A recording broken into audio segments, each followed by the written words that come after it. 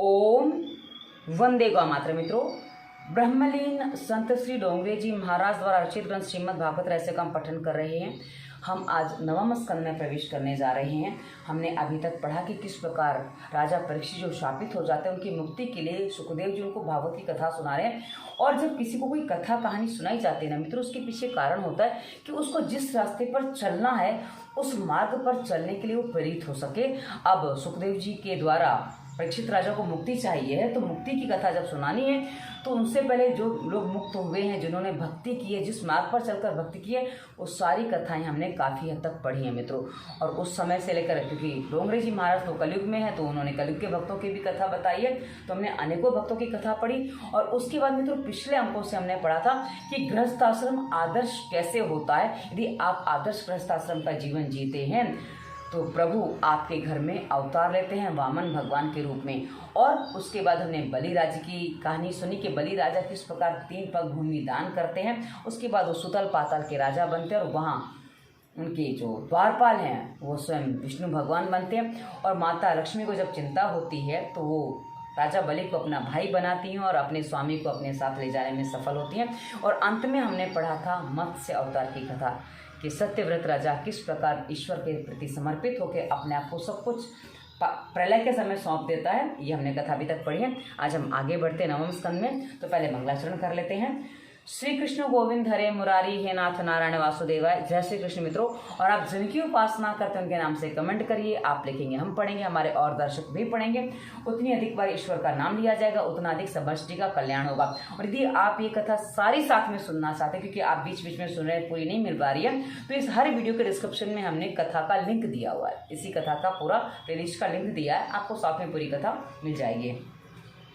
तो मित्रों, जो नवम स्कंद है ना, ये श्री राम की कथा का गुणगान है।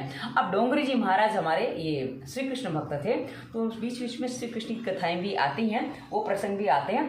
तो आशा है आपको आनंद आगे भी आएगा। तो चलिए आज की कथा आरंभ करने से पहले यहाँ श्री राम स्तुति दी गई है, तो पहले राम स्तुति कर लेते हैं। श्री रामचंद्र कृपालु भज मन हरण भव भय दारुणम नभ कंज लोचन कंज मुख कर कंज पद कंजारुणम कंदर्प यज्ञनित अमित छवि नव नील नीरज सुंदरम पट पीत मानहु तड़ित रुचि सुचि नौमि जनक सुतावरम भजु दीन बंधु दिनेश दानव दैत्य वंश निकंदनम रघुनंदे आनंद कंद कौशल चंद दशरथ नंदनम सिर मुकुट कुंडल तिलक चारुदारे अंग विभूषणम आजान भुज शर चाप दर संग्राम जित खर दूषणम इत वदित तुलसीदास शंकर शेष मुनि मन रंजनम मम हृदय कंज निवास कुरु कामादि खल दल गंजनम मन जाहि राचो मिलहि सोवर सहज सुंदर सांवरो करुणा निधान सुजान शील स्नेह जानत रावरो एहि भांति गौरी अशीष सुनसी सहित ही हर्षयलि तुलसी भवानी पूज पुनि पुनि मुदित मन मंदिर चली जान गौरी अनुकूल सिय हिय हर्ष न जाति कही मंजुल मंगल मूल वाम अंग फरकन लगे सियावर रामचंद्र की जय। तो चलिए नवम स्कंद की कथा आरंभ करते हैं। यहाँ आरंभ में जो कथा दी गई है वो मर्यादा पुष्टि से काम का विनाश कैसे होता है वो बताया गया है। और मित्रों आप यदि इस कथा को सुन रहे हैं तो एक बात अनेकों बार कही गई है। उसके पीछे एक ही कारण है कि हम जब एक बार कोई बात सुनते हैं तो हम जानकारी लेते हैं, उसके लिए पालन करने के लिए बद्ध नहीं हो पाते। पर जितनी बार हम सुनते हैं उतनी बार हमारे मस्तिष्क में वो पक्की होती है, तो हम उसकी तरफ करने को, वो काम करने को प्रेरित होते हैं। इसलिए एक ही बात बार बार कही जाती है। आगे बढ़ते हैं। श्री कृष्णम वंदे जगद्गुरुम जगद्गुरु श्री शंकराचार्याय नमः। प्रथम स्कंद अधिकार लीला से संबंधित था। शिष्य का अधिकार बताया गया। जिसका अधिकार सिद्ध होता है उससे संत मिलते हैं। मृत्यु सिर पर सवार होने वाली है, ऐसा सुनने पर राजा परीक्षित के विलासी जीवन का अंत आया और वह सुधर गया। विलासी जीवन का अंत और भक्ति सिद्ध हो जाए तभी अधिकारी बनता है। वैराग्य धारण करके जो बाहर निकल पड़ता है वह संत बनता है और उसे अपने आप सद्गुरु आ मिलते हैं। संत के घर ही संत पधारते हैं। तुम संत बनोगे तो तुम्हें संत मिलेंगे। जैसे शराबी के घर शराबी पधारते हैं, निंदा करने वाले के घर निंदा करने वाले पधारते हैं, वैसे ही संत के घर संत पधारते हैं। कहा ना, ज्ञानी से ज्ञानी मिले तो करे ज्ञान की बात वाली स्थिति बनती है। द्वितीय स्कंद में ज्ञान लीला आई है। मनुष्य मात्र का कर्तव्य है, आसन्न मृत्यु व्यक्ति का कर्तव्य क्या है, इन जैसे प्रश्नों की चर्चा का ज्ञान दिया गया। तृतीय और चतुर्थ स्कंद में सर्ग विसर्ग लीला का वर्णन है। इसमें ज्ञान को क्रियात्मक रूप से उपदेश दिया गया है। ज्ञान को किस भांति जीवन में उतारा जाए, उसे कैसे क्रियात्मक बनाया जाए, यह ध्रुव आदि के दृष्टांत से बताया गया है। अर्थात ज्ञान को केवल शब्दात्मक नहीं रखना है, मात्र फेसबुक व्हाट्सएप पे फॉरवर्ड करने के लिए नहीं रखना है, मात्र ये नहीं बताना कि हमारे विचार कितने अच्छे हैं। उन विचारों को अपने जीवन में पालन करेंगे तो उसका लाभ होता है, अन्यथा फॉरवर्ड करने से कुछ नहीं होता है। ज्ञान जब तक शब्दात्मक है तब तक शांति नहीं मिलती है। जब वह क्रियात्मक सक्रिय होगा तभी शांति मिलेगी। पांचवा स्कंद स्थिति लीला का है। गुरु द्वारा प्राप्त ज्ञान को जीवन में उतारोगे तभी स्थिरता प्राप्त होगी। वह पांचवें स्कंद में बताया गया है। छठे स्कंद में पुष्टि लीला है। अनुग्रह लीला का वर्णन है। जो साधना करता है उसी पर प्रभु कृपा करते हैं। मनुष्य जब किसी स्वरूप में स्थित यानी कि निमग्न हो जाता है तभी ठाकुर जी की कृपा उस पर होती है। कुछ लोग समझते हैं कि खा पीकर हृष्ट पुष्ट होना ही पुष्टि मार्ग है, किंतु ऐसा कदापि नहीं है। पुष्टि मार्ग तो यह बताता है कि ठाकुर जी के विरह में मनुष्य का जीवन कैसा होना चाहिए। ईश्वर को अपना सर्वस्व अर्पण कर दो, इंद्रियों को भक्ति रस में सरोबोर कर दो। वैसा करने पर ही इंद्रियों को पुष्टि मिलती है। अर्थात इंद्रियों को पुष्टि हमारे जो भोजन जो हम दर्शन करते हैं, दृश्य करते हैं, उससे नहीं मिलती है। यदि हम ईश्वर के रंग में यानी कि ईश्वर के रस में सराबोर कर दें तभी हमारी इंद्रियां सही तरीके से पुष्ट होती, क्योंकि उसके बाद वो इधर उधर देखती ही नहीं है, इतना मग्न हो जाती हैं। मनुष्य यदि पुष्टि का ठीक से उपयोग करे तो वासना के वेग में बह जाए तो पुष्टि होने की अपेक्षा दुष्ट बन जाता है। यानी कि मनुष्य जो उसको मिला है, जो साधन मिले हैं, उसका प्रयोग करे, उसके अनुसार जो ठीक से करे, और ऐसी अवस्था में वो कई बार दुष्ट बन जाता है, ये बात है। अनुग्रह के बाद भी अगर मनुष्य वासना के अधीन हो जाए तो वह पुष्ट नहीं दुष्ट बन जाता है। सातवें स्कंद में असद वासना को दूर करने के संतों के धर्म बताए गए हैं। सातवां स्कंद वासना लीला का है। प्रभु की कृपा का यदि मनुष्य अच्छा उपयोग ना करे तो वासना ही जागती है। जो कुछ है उसका मैं अपने सुख के लिए उपभोग करूँगा, ऐसा सोचना असद वासना है। प्रहलाद को जो कुछ मिला था उसने सबके लिए उपभोग किया था, इसलिए उसे सुख मिला। वह प्रभु का है। सुख भोग का जो दूसरों को सुख देता है, नहीं सुख भोग कर जो दूसरों को सुख देता है वह सज्जन यानी कि अच्छा व्यक्ति होता है, किंतु संत नहीं हो सकता। संत वह है जो स्वयं दुख उठाकर अन्यों को सुख देता है। मतलब संत और सज्जन व्यक्ति का अंतर बताया यहाँ पे कि सज्जन कौन है, तो जो स्वयं सुख भोगता है और उनको भी सुख देता है। जैसे मुझे जब प्राणायाम करना आरंभ किया, मेरे बच्चे को करवाया, मुझे सुख मिला तो मैंने औरों को बांटना आरंभ किया, पर पहले तो पता ही नहीं तो बांटते क्या थे, ऐसी बात है। रामलीला भागवत का फल है। रासलीला में वासना को संग लेकर जाओगे तो वहाँ प्रवेश नहीं मिलेगा। पुष्टि के बाद जागने वाली वासना अनर्थ उत्पन्न करती है। पुष्टि के बाद जागने वाली वासना अनर्थ उत्पन्न करती है। पुष्टि का सदुपयोग करने वाला देव और दुरुपयोग करने वाला दैत्य है। पुष्टि अर्थात जो साधन संपत्ति आपको मिली है। अब मित्रों इसमें एक बात और भी आती है कि जो वैष्णव है ना, वो जो ठाकुर जी को भोग आदि लगाते हैं, उसमें अच्छे अच्छे मेवे पकवान मिठाई आदि बनाते हैं, तो लगते तो 56 भोग ठाकुर जी को हैं, पर जाते तो अपने ही पेट में है, तो वो भी पुष्टि होती है। तो इसलिए कई बार लोग वैसा भी समझ लेते कि भाई वैष्णव तो पुष्ट होते हैं, उसका कारण ये है। अब यहाँ जो स्पष्ट किया गया शायद समझ में आया होगा। प्रहलाद देव माना गया क्योंकि उसने पुष्टि का सदुपयोग किया था। हिरण्यकश्यप ने पुष्टि का दुरुपयोग किया था, इसलिए वह दैत्य कहलाया। प्रहलाद की वासना सद्वासना है, हिरण्यकश्यप की वासना असद्वासना है, और सामान्य जन की वासना मिश्र वासना है। किंतु सभी लोग बुद्धि का सदुपयोग नहीं करते हैं। ईश्वर द्वारा समय, संपत्ति और शक्ति का जो सदुपयोग करे वही देव है और दुरुपयोग करे वह दैत्य है। तो इस जीव पर कृपा करते ही हैं, मतलब ईश्वर तो जीव पर कृपा करते ही हैं, किंतु अज्ञानी जीव उसका दुरुपयोग करता है, इसके लिए वह दुष्ट बन जाता है। 7वें स्कंद में बताई गई है वासना 4 उपायों से नाश की जा सकती है। 8वें स्कंद में संतों के 4 धर्म वर्णित हैं। पिछले स्कंद में हमने जो 4 धर्म बताए थे, वर्णित किए थे, वो ये हैं। प्रथम, आपत्ति में और दुख में भी हरि का और या भगवान का स्मरण नहीं छोड़ना है, स्मरण करते रहना है। दृष्टांत है गजेंद्र मोक्ष। आपत्ति काल में भगवान को याद किया और रक्षा हुई। द्वितीय है संपत्ति की अवस्था में भी सर्वस्व का दान। बलि राजा की भांति इस अवस्था में सर्वस्व का दान करने से वासना का क्षय होता है। बलि राजा ने सब कुछ दान कर दिया, ठीक है, नहीं आप संभालोगे। और तीसरा है विपत्ति की अवस्था में भी स्ववचन का पालन करना।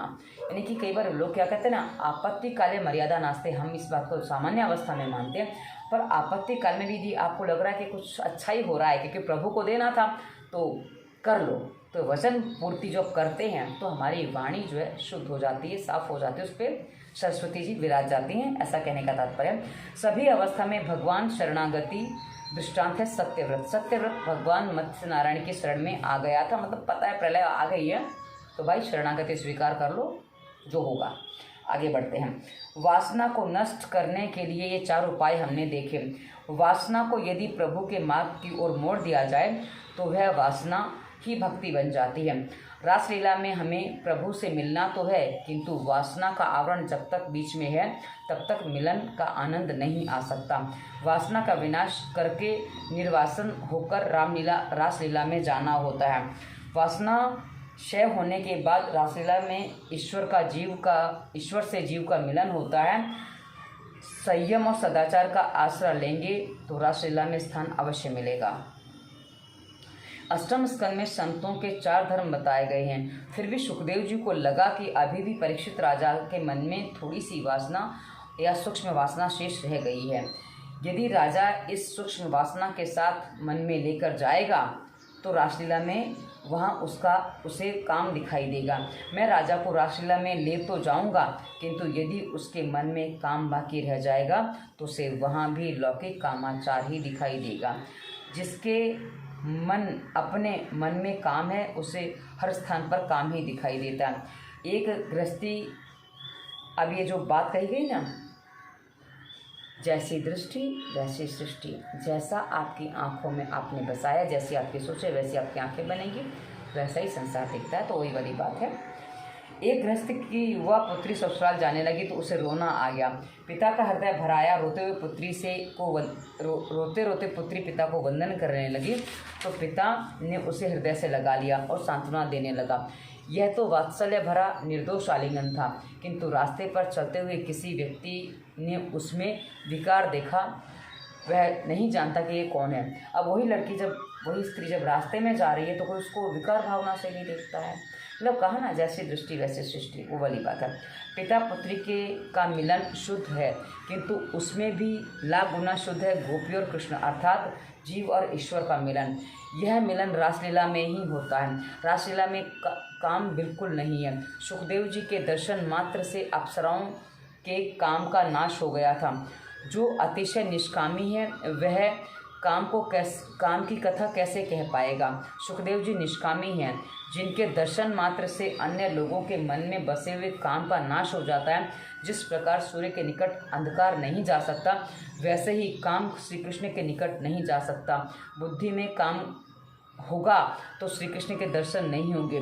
बुद्धि में जब तक वासना रूपी विषय, तब तक ईश्वर रूपी रस का पान नहीं हो पाएगा, वह वहाँ नहीं जम पाएगा।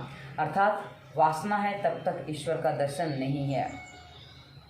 और हमने रासलीला के बारे में जो अनाप शनाप बकवास सुनते हैं मित्रों, आप एक बात समझ लीजिए, जब रासलीला का प्रसंग आता है उस समय की श्री कृष्ण की आयु 12 वर्ष से भी कम की थी, क्योंकि नंद बाबा की ऐसी कोई स्थिति नहीं थी कि अपने बालक को पढ़ने ना भेजें। और अभी तक वो गुरुकुल नहीं गए थे, इसका मतलब वो छोटे ही थे, बालक ही थे। और बालक काम वासना से ग्रसित नहीं होता है, वो अच्छी भावनाओं से ही ग्रसित होता है। आगे बढ़ते हैं।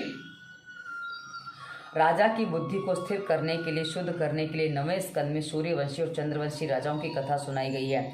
अभी जो है कहा गया 9वें स्कंद में सुनाई गई है। मैं आपको एक बात स्पष्ट कर दूं, यहाँ 9वें स्कंद में सूर्यवंशी राजा यानी कि रामचंद्र की कथा मैंने जैसे कि आपको इस स्कंद के आरंभ में बताया था, और 10वें स्कंद में जाकर चंद्रवंशी राजाओं की कथा यानी कि श्री कृष्ण की कथा है। पर हाँ, इस पुस्तक में बताया गया है, लिख के बताया गया कि भाई 9वें स्कंद के 2 भाग हैं, पर इस पुस्तक के अनुक्रमणिका में 10वें स्कंद के 2 भाग हैं, ऐसा मैंने देखा है, इसलिए मैं आपको स्पष्ट कर रही हूँ। आगे बढ़ते हैं। सूर्य है बुद्धि के स्वामी और चंद्र है मन के स्वामी।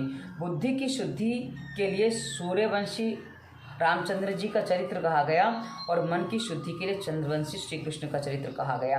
रामचंद्र जी की मर्यादा का पालन करोगे तो तुम्हारे मन का रावण मरेगा, तुम्हारे मन का काम मरेगा, तो परमात्मा श्री कृष्ण पधारेंगे। राम के बाद श्री कृष्ण आते हैं। जो रावण अर्थात काम को मार सकता है वह श्री कृष्ण का दर्शन कर सकता है। रामचंद्र जी के चरित्र का वर्णन रामायण में विस्तार से किया गया है, उसी का संक्षिप्त वर्णन यहाँ कुछ हेतुपूर्वक किया गया है। जो रामचंद्र जी की मर्यादा का पालन करता है उसे ही कन्हैया प्राप्त होते हैं। मन को शुद्ध करने के लिए लीलाएं हैं, मतलब भगवान की लीलाएं क्यों कही जाती हैं? ताकि आपके मन में जो फालतू के विचार उटपटांग चल रहे हैं ना, उनसे निकल के आप इन लीलाओं को विचार करो ताकि आप अपने प्रभु से जुड़ सको। आगे बढ़ते हैं। 9वें स्कंद के 2 प्रकरण हैं। यहाँ 10वें स्कंद के इस पुस्तक में 2 प्रकरण हैं, मैं आपको पहले ही स्पष्ट कर चुकी हूँ, जो सूर्यवंशी और चंद्रवंशी राजाओं के विषय में है। सूर्यवंशी में श्री रघुनाथ जी और चंद्रवंश में श्री कृष्ण जी अवतरित हुए। अब वो संख्या कोई भी हो, कोई अंतर ना पड़ता उससे, हम कथा पढ़ रहे हो, कथा अपने हिसाब से चल रही है। आगे बढ़ते हैं। 7वें स्कंद में वासना की कथा थी। उस वासना का नाश करने के लिए 8वें स्कंद में 4 उपाय बताए गए हैं। संत के इन 4 धर्मों को जीवन में उतारने से वासना का नाश हो सकता है। वासना को यदि विवेक पूर्वक प्रभु के मार्ग में मोड़ दिया जाए तो वह उपासना बन जाती है और मनुष्य को मुक्ति भी दिलाती है। वासना के विनाश के बाद 9वें स्कंद में प्रवेश करना है। मन और बुद्धि की शुद्धि के लिए 9वां स्कंद है। अब एक बात और बता दो मित्रों, कई बार कुछ लोग कहते हैं इसके पास शक्ति बहुत है, ताकत बहुत है, बुद्धि बहुत है, पर इस बुद्धि का प्रयोग सही दिशा में नहीं करता। बस वही यहाँ कहा गया है कि उसको सही दिशा देनी है ताकि वो वासना में ना जाके ईश्वर की भक्ति में लग जाए, उस बुद्धि को, ये बात कही गई है। इंद्रियों में बसी हुई वासना स्थूल वासना है और मनोगत वासना सूक्ष्म वासना है। संतों के धर्मों को जीव में उतारने से स्थूल वासना का नाश होता है, किंतु मन की और बुद्धि की बसी हुई सूक्ष्म वासना का नाश इतनी सरलता से नहीं हो पाता। मन के स्वामी चंद्र हैं और बुद्धि के स्वामी सूर्य हैं। सूर्य और चंद्र बुद्धि और मन के देव हैं। इन दोनों की आराधना करने पर बुद्धिगत वासना का क्षय होता है। वासना का पूर्णतः क्षय हुए बिना मोह का क्षय नहीं हो पाता और मोह के क्षय बिना मुक्ति नहीं मिल पाती। मन के सूक्ष्म मल का नाश होने पर ही मुक्ति मिलती है। यानी कि मन के सूक्ष्म यानी कि जरा सी भी वासना रह जाती है तो वो आवरण बन जाता है, फिर दर्शन नहीं हो पाते। ज्ञानी पुरुष बार बार विचार करते हैं कि संसार में सच्चा सुख नहीं है। जब तक शरीर है तब तक सुख सुविधा की अपेक्षा तो रहती ही है, किंतु अंत में परिणाम तो दुख में ही है, ऐसा मानकर ही वे भोग उपभोग करते हैं। यानी कि संसार के जितने भी साधन उनमें सुख मिलता है और वो सुख क्षणिक होता है, तात्कालिक होता है, अंत में सुख नहीं दे पाती वो चीज़ें। सूर्य चंद्र की उपासना के बिना बुद्धिगत वासना का नाश नहीं हो पाता है। मन में सूक्ष्म भी नहीं रह पाएगा। मन में सूक्ष्म भी नहीं रह पाएगा तो मन मरेगा। मन अर्थात श्री कृष्ण में मिल जाएगा। मन मरेगा तो मुक्ति मिलेगी। आत्मा तो नित्य मुक्त है, मुक्त तो मन को करना है। संत धर्म के आचरण से इंद्रियगत विकार का नाश होता है। जो विकार वासना मन और बुद्धि में सूक्ष्म रूप से व्याप्त है उसका ही विनाश नहीं हो पाता। यानी कि मन की वासना का विनाश नहीं हो पाता। जन्म अंतिम है, उसी की मन अति शुद्ध हो पाता है। और मेरा मन तो शुद्ध है ऐसा विचार कभी ना करो, क्योंकि ऐसा करने से साधना उपेक्षित होने की संभावना बन जाती है। कि मेरा मन शुद्ध है, लोग अक्सर मान लेते भाई हम तो निर्दोष हैं, हम तो पाप नहीं करते हैं, लेकिन अपने जैसा व्यवहार दूसरे अपने साथ करें तो सहन नहीं कर पाते हैं। तो समझ लीजिए हम कितने विकारी हैं। भोजन से चाहे संतुष्ट बनो, भजन से नहीं। सत्कर्म का तो असंतोष ही बना रहना चाहिए। इंद्रियगत वासना नष्ट होने पर मनोगत वासना बाकी रह जाती है। ईश्वर के साथ एक होना मन और बुद्धि में बसी हुई वासना कृष्ण मिलन में बाधा उत्पन्न करती है। हमारा लक्ष्य बिंदु तो है श्री कृष्ण से मिलन। हमें ईश्वर के साथ एकत्व साधना है। भगवान के साथ एक होने के लिए भागवत की कथा है। भागवत कथा जीव को भगवान के साथ तन्मय बनाती है। कथा श्रवण पुण्य का काम है। कर्मों का फल तो कालांतर में मिलता है, जबकि भागवत कथा का श्रवण का फल तो शीघ्र ही मिलता है। इस कथा श्रवण का फल है सांसारिक विषयों का विस्मरण और ईश्वर के साथ तन्मयता। सभी साधनों का यही फल है। कथा कीर्तन में अनायास ही तन्मयता हो जाती है। जगत को अनायास भूलकर ईश्वर के साथ तन्मय होना ही सभी साधनों का फल है। हमें जगत में रहना है, किंतु जगत को अपने मन में नहीं बसाना है। जिसके मन में सांसारिक विषय आते नहीं हैं, उसके लिए मुक्ति सुलभ है। प्रभु के द्वारा उत्पन्न जगत भजन में विक्षेप करता नहीं है, किंतु जीव अपने मन में जिस जगत को बसाता है वह भजन में विक्षेप करता बन जाता है। मन में से संसार के सूक्ष्म स्वरूप को निकालकर बाहर करोगे, तभी वह श्री कृष्ण उसमें आपके बस पाएंगे। बुद्धिगत काम के विनाश के हेतु ही यह नवम स्कंद की कथा है। जिस पात्र में वर्षों से तेल रखा जाता है, ऐसे बर्तन में 5-10 बार धोने पर भी वह स्वच्छ तो हो जाएगा, मतलब तेल जैसा तो निकल जाएगा, किंतु तेल की गंध उसमें रह जाएगी। अब उस बर्तन में चटनी, अचार या दूध, दही, मलाई, मिठाई जो भी रखोगे उसमें उसकी गंध आ जाएगी, अर्थात वह बिगड़ जाएगा। मनुष्य का मस्तिष्क भी ठीक ऐसा ही है। इसमें कई वर्षों से काम वासना रूपी तेल रखा गया है। इस बुद्धि रूपी पात्र में श्री कृष्ण रूपी रस का रखना है। अब इस मस्तिष्क रूपी बर्तन में अंश मात्र भी काम होगा तो उसमें प्रेम रस जमेगा ही नहीं। जब बुद्धि में परमात्मा का निवास होता है, तभी प्रेम और शांति मिलती है और पूर्णता को प्राप्त कर पाता है। जब तक बुद्धि में ईश्वर का अनुभव नहीं हो पाता, तब तक आनंद अनुभव नहीं कर पाता। संसार के विषयों का ज्ञान बुद्धि में आने पर विषय सुख रूप बनते हैं। परमात्मा को बुद्धि में रखना है। मस्तिष्क में जब ईश्वर आ बसते हैं, तब ईश्वर स्वरूप का ज्ञान पूर्ण आनंद देता है। तेल के अंश से यदि दूध, मिष्ठान आदि बिगड़ते हैं, वैसे ही बुद्धि में वासना का अंश रहने पर वह अस्थिर ही रहेगी। मतलब फिर बुद्धि स्थिर नहीं होती, क्योंकि वासना जो है ना, किसी भी चीज़ की वासना वो बार बार विचारों को प्रेरित करती है और वहाँ हमारा मन भटका देती है। बुद्धि को स्थिर और शुद्ध करने के हेतु मन के स्वामी चंद्र और बुद्धि के स्वामी सूर्य की आराधना करनी है। त्रिकाल संध्या करने से बुद्धि विशुद्ध होगी। वासना विनाश के हेतु संत धर्म बताने पर ही सुखदेव जी को लगा कि परीक्षित के मन में अभी भी सूक्ष्म वासना बाकी रह गई है। राजा को रासलीला में ले जाना है, मृत्यु के पूर्व ही उसे परमानंद देना है। जब तक बुद्धि में काम वासना है, श्री कृष्ण के दर्शन नहीं हो सकेंगे।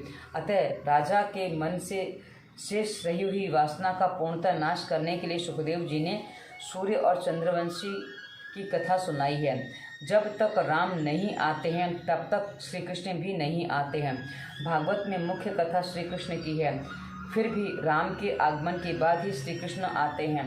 जिसके घर में राम नहीं आते हैं, उसका रावण अर्थात काम मरता ही नहीं है, और जब तक काम रूपी रावण नहीं मरता, तब तक श्री कृष्ण नहीं आते हैं। इस रावण को मारना है। रावण तभी मरेगा जब राम की मर्यादा का पालन किया जाए, चाहे जिस संप्रदाय में विश्वास हो। किंतु जब तक रामचंद्र जी की मर्यादा का पालन नहीं करोगे, तब तक आनंद नहीं मिलेगा। आरंभ में रामचंद्र जी के चरित्र का वर्णन है, फिर 10वें स्कंद की कथा आएगी। भागवत की कथा के वक्ता और श्रोता को राम की मर्यादा का पालन करना चाहिए। मनुष्य को थोड़ी सी संपत्ति, थोड़ा सा अधिकार मिलते ही वह राम की मर्यादा भूल जाता है। राम के आए बिना कृष्ण नहीं आते। रामचंद्र की उत्तम सेवा यही है कि उनकी मर्यादा का पालन किया जाए, उनका शाही वर्तन करो। राम जी का भजन करना अर्थात उनकी मर्यादा का पालन करना, उनका वर्तन हमें अपने जीवन में उतारना चाहिए। यदि राम जी को मन में बसाओगे, मर्यादा पुरुषोत्तम श्री रामचंद्र जी का अनुकरण करोगे तो भगवान मिलेंगे। उनकी लीला का अनुकरण करो, उनका चरित्र सदा अनुकरणीय है। श्री कृष्ण की सभी लीलाओं का अनुकरण नहीं करना है, उनका चरित्र चिंतनीय है। श्री कृष्ण की लीला चिंतन करने के लिए और चिंतन करके तन्मय होने के लिए, मतलब श्री राम जी ने जो चरित्र निभाया है उसका हम अपने जीवन में अनुकरण कर सकते हैं, लेकिन श्री कृष्ण के चरित्र का हम अनुकरण नहीं कर सकते, क्योंकि उनकी जो लीलाएं हैं ना वो थोड़ी अलग टाइप की हैं। अब आप माखन चुराने जाओगे किसी घर में, बोले कन्हैया ने चुराया था हम भी चुराएंगे हमारा बालक, तो भाई गड़बड़ हो जाएगी। तो ऐसा काम नहीं करना है। इसलिए बात स्पष्ट की गई है कि राम की जो कथा है वो अनुकरण करने योग्य है और श्री कृष्ण की वो अनुकरणीय नहीं है। लाइट चली गई इसलिए एकदम से थोड़ा पीछे सकना पड़ा। रामचंद्र जी ने जो किया था वह करना है, किंतु श्री कृष्ण जी ने जो कहा था वह करना है। राम ने जो किया था वो करना है, कृष्ण ने जो कहा था वो करना है। सीधा सा स्पष्ट समझना है। राम पूर्ण पुरुषोत्तम होने पर भी मनुष्य को आदर्शमय जीवन दिखाते हैं। रामचंद्र का मातृ प्रेम, पितृ प्रेम, बंधु प्रेम एवं पत्नी प्रेम आदि सब कुछ जीवन में उतारने योग्य है। रामायण के सभी पात्र आदर्श हैं। दशरथ जी का पुत्र प्रेम, सीता जी की पति भक्ति, लक्ष्मण और भरत का भाई प्रेम सब आदर्श हैं।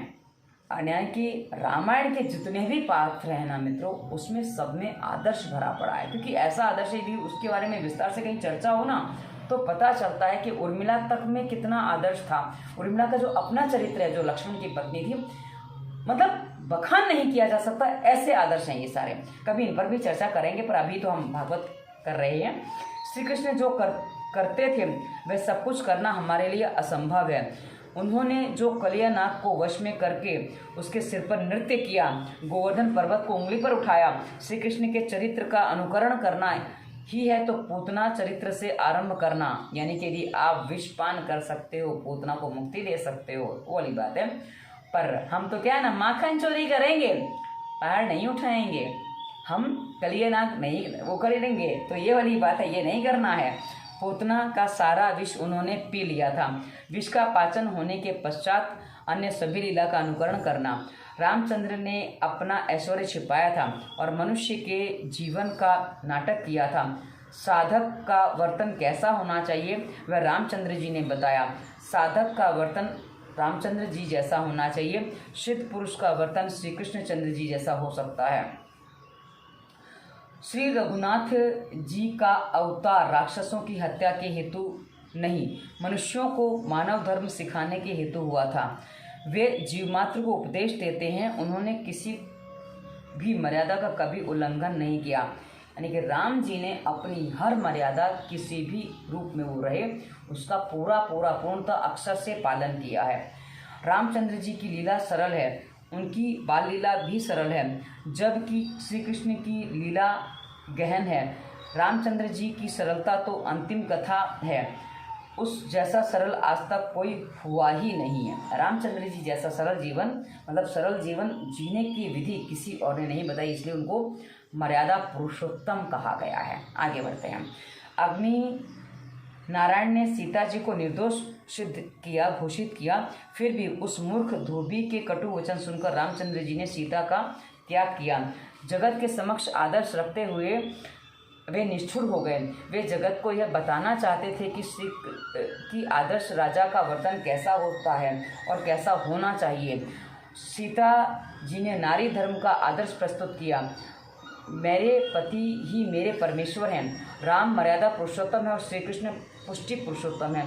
श्री कृष्ण माखन चोर हैं और मृदु मन के चोर हैं, वे सर्वस्व ही मांगते हैं। मतलब श्री कृष्ण को तो सब कुछ समर्पित करना पड़ता है। और मित्रों, कई जगह हमने ये पढ़ा है कि लव कुश कांड यानी कि सीता जी को वनवास नहीं हुआ था, पर इन्होंने भी ऐसा वर्णन किया। पर ये कहा ना कलयुग के हैं, तब इन्होंने कौन सी कथा कहाँ पढ़ी जिसमें उनको ये बात पता चली है, ये नहीं कह सकते कि क्योंकि वाल्मीकि रामायण में हमने जो देखा तो जो लव कुश कांड है उसका जो भाषा है वो पूरी संस्कृत अलग ही है। कि जो संस्कृत के जानकार वो बताते वो भाषा वो शैली ही नहीं जो वाल्मीकि की थी, तो इसलिए वो कहा जाता है कि भाई वो पीछे से जोड़ा गया हमारे समाज में दूषण फैलाने के लिए, इसलिए ऐसा कहा जाता है। तो वाली बात है। किंतु फिर भी सीता के त्याग के बाद भी राम ने अपनी मर्यादा निभाई, क्योंकि वो चाहते तो दूसरा विवाह कर सकते थे, राष्ट्रीय यज्ञ के नाम पर भी कर सकते थे, लेकिन उन्होंने ऐसा नहीं किया। उन्होंने अपनी मर्यादा पूर्णतः निभाई। भले यदि हम उस कथा को भी सत्य माने तो भी हम मान लेते कि चलो फिर भी उन्होंने अपनी मर्यादा निभाई, बहाने से दूसरा विवाह नहीं किया। आगे बढ़ते हैं। राम नाम जैसा सरल है वैसा ही उनका काम, उनकी लीला भी सरल है। राम के नाम में एक ही संयुक्त अक्षर नहीं है, एक भी संयुक्त अक्षर नहीं है। कृष्ण के नाम में एक भी अक्षर सरल नहीं है, अतः संयुक्त अक्षर ही है। श्री राम दिन को 12 बजे आए थे और श्री कृष्ण रात को 12 बजे, और दोनों का अवतार, राम और कृष्ण अवतार दोनों एकदम विपरीत हैं, काम भी एकदम विपरीत है। मतलब आप इन दोनों को समझने का प्रयास करो, सारी चीज़ें एकदम विपरीत गई हैं। राम दिन में आए, श्री कृष्ण रात्रि में आए। एक मध्याह्न में आए और दूसरा मध्य रात्रि को। एक राजा दशरथ के भव्य राजप्रसाद में अवतरित हुए तो दूसरे कंस के कारागृह में, एक राजमहल में दूसरा जेल में। राम जी को पहचानना समझना सरल है, किंतु श्री कृष्ण को समझना अत्यधिक कठिन है। और रामचंद्र जी मर्यादा को जीवन में उतारने का काम सबसे कठिन है, यानी कि राम जी की मर्यादा को जीवन में उतारना यह हमारे लिए कठिन काम है, क्योंकि राम जी जैसा आदर्श जीवन यदि किसी घर में कोई जिए तो उस घर में महाभारत हो नहीं सकती। इसलिए कहते हैं रामायण यदि घर में चलेगी तो महाभारत नहीं होगी, यानी कि युद्ध नहीं होगा। सूक्ष्म वासना के नाश के हेतु नवम स्कंद में संतों के चरित्र कहे गए हैं। सूर्यवंश के प्रकरण में राम जी का चरित्र आता है। रामचंद्र जी मर्यादा हैं तो श्री कृष्ण प्रेम। मर्यादा और प्रेम को जीवन में उतारोगे तो सुखी होगे। नरसिंह अवतार की कथा में क्रोध नाश की, वामन अवतार की कथा में लोभ नाश की और रामचंद्र के अवतार में काम नाश की रीति बताई गई है। क्रोध, लोभ और काम का जब नाश होता है तभी श्री कृष्ण भगवान प्रकट होते हैं। वैसे तो भगवान भागवत का लक्ष्य श्री कृष्ण लीला का कथन ही है, फिर भी प्रश्न उठता है कि प्रथम स्कंद से ही कृष्ण लीला का वर्णन क्यों नहीं किया। इसका कारण यही कि क्रोध, लोभ, काम आदि का नाश नहीं होने पर परमात्मा कृष्ण नहीं मिलते हैं। मतलब पहले से ये कथा सुना देते तो क्या होता कृष्ण की। कि आजकल लोग कई बार मेरे को कहते हैं आप छोटे वीडियो बनाओ। मित्रों एक ही बात है, जब तक हमें कई बार समझ में नहीं है तब ये करना क्यों है, तब तक लोग कर नहीं पाते, इसलिए हम लंबे वीडियो बनाते हैं। लोगों के भी हम लंबे ही वीडियो बनाते हैं। अष्टम स्कंद में समाप्ति अंश में सत्यव्रत मनु महाराज की और मत्स्यावतार की कथा कही गई है, जो हमने पिछले अंक में सुनी है। राजा परीक्षित ने कहा कि मुझे इस सत्यव्रत मनु के वंश की कथा सुनाइए। सुखदेव जी वर्णन करते हैं कि राजन, इस कल्प के राजर्षि सत्यव्रत वैवस्वत मनु हुए थे। अब ये जो मनु महाराज जो सत्यव्रत बताए गए हैं ना, जो हमने मत्स्य अवतार के साथ जो कथा जुड़ी है, उन्हीं की कथा आगे, उन्हीं के वंशजों की कथा, उन्हीं के वंशज में श्री राम है, आगे कथा वही आ रही है। विवस्वान के घर वैवस्वत हुए थे। मनु वैवस्वत सूर्यवंश के आदि प्रवर्तक हैं। उनका विवाह श्रद्धा नाम की स्त्री के साथ हुआ था। उनके घर में 10 संतानें हुई। उनके नाम हैं इक्ष्वाकु, नृग, शर्याति, दिष्टि, करुष, पृथद, नरिष्यंत, प्रशघ्न, नाभाग और कवि। मैंने और भी पुस्तकों में जब देखा ना तो इसके नाम कुछ अलग भी मिले हैं, एक आध नाम कोई आगे पीछे भी हैं, पर हाँ अब नाम आगे पीछे उससे हमें विस्तार में नहीं जाना है, क्योंकि हमें उन नामों की चर्चा विस्तार से करनी नहीं है, बस नाम बता दिए गए हैं। दिष्टि के वंश में मरुत नामक चक्रवर्ती राजा हुए थे। मरुत के गुरु थे बृहस्पति, वे इंद्र के भी गुरु थे। मरुत राजा को यज्ञ करना था, बृहस्पति ने आने से अस्वीकार कर दिया। हरेक कार्य में पहले कुलगुरु का पूजन किया जाना चाहिए। अतः अब क्या किया जाए, क्योंकि बृहस्पति ने आने से अस्वीकार कर दिया, तो अब क्या किया जाए। उनको ऐसा लगा। एक बार मरुत को मार्ग में नारद जी मिल गए, तो उन्होंने नारद जी से अपनी कठिनाई सुनाई। तो नारद जी ने कहा कि बृहस्पति के छोटे भाई संवर्त को बुला लीजिए, वे भी गुरु समान ही हैं, यानी कि बृहस्पति के छोटे भाई हैं तो उनको भी गुरु बना सकते हो, यज्ञ तो करना ही चाहिए। राजा संवर्त तो योगी हैं और उनका कोई पता नहीं, यानी कि राजा ने कहा किसको, नारद जी को, कि संवर्त तो योगी हैं और मेरे को उनकी जानकारी नहीं कि मैं उनको कैसे बुलाऊं। तो नारद जी ने कहा उनका पता मैं बताऊंगा, किंतु तुम उनको मेरा नाम मत बताना। कई बार वो कहते हैं ना किसी की सहायता कर देते हैं, मेरा नाम नहीं लेना, तू अपने आप कर ले। हाँ, ऐसा कई बार ज्ञानी पुरुष भी संसार से डरते हैं। संसार के स्त्री पुरुषों का संग होने से ब्रह्माकार वृत्ति का भंग हो जाता है। संवर्त योगी का नियम था कि 24 घंटों में एक बार वे काशी आते थे। मतलब तो संवर्त योगी जो बृहस्पति के छोटे भाई हैं, उनका एक नियम था कि वो एक बार काशी आते थे। महापुरुष भजन में भी नियम का पालन करते हैं। संवर्त काशी विश्वनाथ के दर्शन करने के लिए आते थे, किंतु मार्ग में यदि शव का दर्शन हो जाता तो उसी ही शिव रूप मानकर वंदन करके वे लौट जाते थे। महाभारत के अनुशासन पर्व में विस्तार से यह कथा कही गई है। महाभारत में इसकी कथा, कभी हम महाभारत का, मेरा ये पढ़ते पढ़ते मेरे मन में कृष्ण कथा जो चल रही थी वहीं विचार आया कि महाभारत की कथा भी पढ़नी चाहिए। तो हम प्रयास करेंगे, पहले भागवत पूरी होने देते हैं, उसके बाद। मरुत राजा शव लेकर रात को मार्ग में बैठ गए। एक पागल सा व्यक्ति आया, उसने शव को देखा तो वंदन करके पुनः लौटने लगा। मरुत राजा को विश्वास हो गया कि यह संवर्त योगी ही है। राजा ने उनके चरण पकड़ लिए और प्रणाम किया। संवर्त कहने लगे, मैं अज्ञानी हूँ, मुझे जाने दीजिए, क्योंकि वो पागल सा दिख रहा था। क्योंकि जो महान लोग होते हैं वो इसी तरह रहते हैं, उनको ये पता चल जाता है दुनिया में कुछ नहीं है, तो अपने दुनिया में मगन रहते हैं। मरुत ने कहा, आप संवर्त हैं, मेरे गुरु हैं। आप तो गुरु बृहस्पति के लघु बंधु हैं। बृहस्पति देवों के गुरु बन गए हैं और उन्होंने मेरे घर आना बंद कर दिया है। मैं यज्ञ करना चाहता हूँ, कोई मुझे यज्ञ ही नहीं करवाता है। तो संवर्त ने कहा, मैं यज्ञ तो कराऊँ, किंतु तेरा ऐश्वर्य देखकर बृहस्पति तुझे कहेंगे कि वे तेरा यज्ञ करने को तैयार हैं और तुम्हारे गुरु बनना चाहते हैं। यदि वैसी समय आया और तुमने मेरा त्याग किया तो मैं तुम्हें भस्मीभूत कर दूंगा। ये संवर्त ने पहले ही वचन ले लिया। राजा ने संवर्त को वचन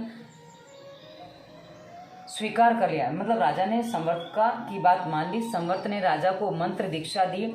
यह यज्ञ आरंभ होने चला। यज्ञ के सभी पात्र सुवर्ण के थे।